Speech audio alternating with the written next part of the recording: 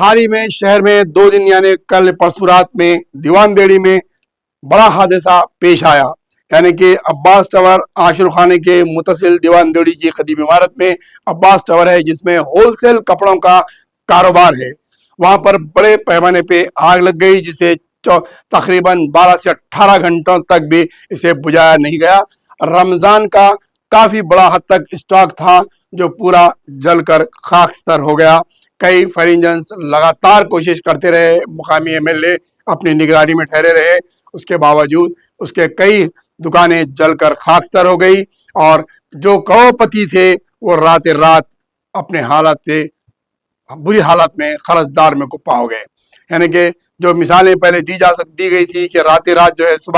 رات کا سویا ہوا کروڑ پتی صبح میں فقیر ہو گیا، اسی طریقے سے عباس ٹاورز میں کروڑوں روپے کی املاک جل کر خاکستر ہو گئی ہے۔ اب تک پتہ نہیں چلا کہ یہ کپڑوں کی دکانوں پہ اس ٹاور میں کس طریقے سے آگ لگ گئی ہے، کیا یہ حادثہ ہے یا سبتاج ہے یا پھر اسے کوئی اور سازش ہے، کیونکہ اتنے بڑے پیمانے پہ آگ لگنا، اگر ہم اس کی پہلو پر اگر دوسرے نظر سے دیکھیں، یہ تو خبر دیوان بیڑی کی ہے، لیکن اگر ہم شہر کے حالات دیکھیں تو اس وقت جو ہے شہر پورا آگ کی لپیٹ میں آتا جا رہا ہے۔ جیسا سونامی آتی ہے، زلزلے آتے ہیں یا آندھی طوفانوں سے شہر لپٹا جاتا ہے، تو ہمارے شہر کی اگر ہم حالات پہ پچھلے روشنی ڈال کے دیکھیں تو شہر میں کئی ایک عمارتوں میں آتی زگی کے واقعات پیش آئے۔ سب سے پہلے پیراڈائز ہوٹل میں آگ لگی، اس کے بعد بنلا گڑے کے اس پر آگ لگی، پھر پتھر گٹی پہ باٹا کے بازو کماس کے شو روم پر آگ لگی، اور ایوڈس کے بھی کئی جگہ پر آگ لگی۔ تو اس طرح سے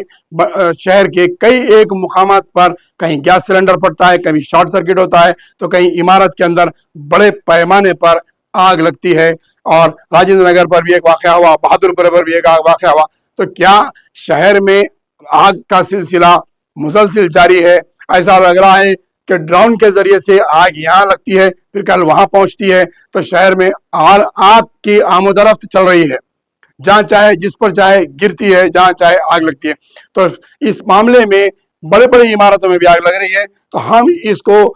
بتائیں گے کہ حکومت یہاں پر کیا کر رہی ہے، اور محکمہ فائر اینڈ سیکورٹی سیفٹی کیا کر رہا ہے۔ فائر اینڈ سیفٹی کا کام ہوتا ہے کہ بڑی بڑی عمارتوں کے اندر فائر سیفٹی کے کیا کیا جو ہے اقدامات کیے گئے ہیں۔ اس کے لیے ایسے حالات میں جہاں آگ لگتی ہے تو آپ کے پاس کیا واٹر شاورنگ کی پائپ لائنز بنی ہوئی ہے، یا پھر سسٹم سے پائپ لائنز پانی کا سسٹم ہے، گیس کے جو ہے گیس مارنے کے آپ کے پاس سلنڈرز ہیں۔ یہ تمام چیزوں کو دیکھتے ہوئے پرمیشن دینا چاہیے۔ اس میں GHMC کا بھی ذمہ داری عائد ہوتی ہے، اس کے اندر واٹر ورکس ڈپارٹمنٹ آتا ہے، اور فائر سیفٹی ڈپارٹمنٹ کی بڑی ہی نااہلی کی وجہ سے آئے دن اتنے بڑے حادثات شہر میں ہو رہے ہیں، جس کی وجہ سے کروڑوں روپے کا آدمی آفس جو ہے نقصان ہو رہا ہے۔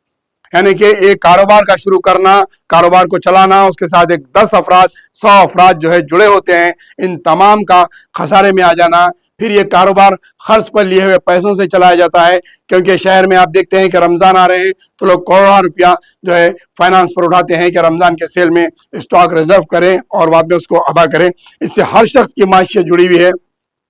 یہ آگ لگنا کوئی معمولی بات نہیں ہے، اس سے کئی افراد کے معاشی حالات تباہ ہو گئے ہیں، مشکل ہو گئے ہیں، اور قرضوں میں کپا ہو گئے ہیں۔ لیکن اس پر حکومت کا کمپنسیشن کیا رہے گا،